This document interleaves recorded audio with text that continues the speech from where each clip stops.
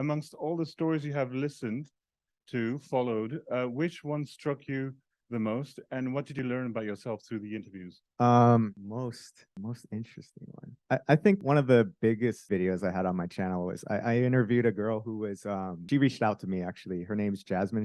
Her parents are both English. She's a tall, like above 6 foot tall, what anyone might look at her just say, oh, it's a 6 foot tall white girl. But she was actually born and raised in Japan, spoke Japanese. She's very bilingual. She's better in Japanese than anything. The thing is, I've met people kind of like her in the past, but I just bring it up because that really kind of showed in my head when I was growing up as half Asian American in America. I always thought about seeing, well, other people who are full Asian around me. We're like 5% in North Carolina Asian, and then everyone else is mostly white or black. And I always thought, like, well, what would be the other way around?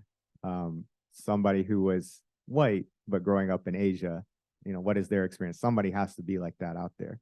So when I finally met somebody like Jasmine, I mean, there's also another one, a girl named Tiffany, her parents are both black from America, but she grew up in Japan only and only spoke Japanese. So these just kind of stood out to me because I think a lot of half Japanese people or mixed Japanese people have from the States come to Japan and are a little bit shocked that, oh, I'm not accepted as a Japanese person because I'm mixed. But then I started thinking, like, I actually feel, I'm from the States, so I kind of understand, like, I'm not exactly super Japanese, but I felt more empathetic towards somebody like Tiffany or Jasmine who were born and raised in Japan, and this is the only culture they knew, and they don't even get even close to being looked at as Japanese on just from the facial features. So that kind of opened me up to being like, you know what, like I shouldn't. Why do I feel so much like I want to be Japanese when actually like it's kind of nice being unique in a lot of ways, and it's being different is actually like kind of a cool thing. It's kind of interesting because Japan really does kind of make you want to be part of the group all the time. So when you don't feel like you're part of the group, you feel rejected. But in reality, it's actually like kind of very freeing to be on the outside and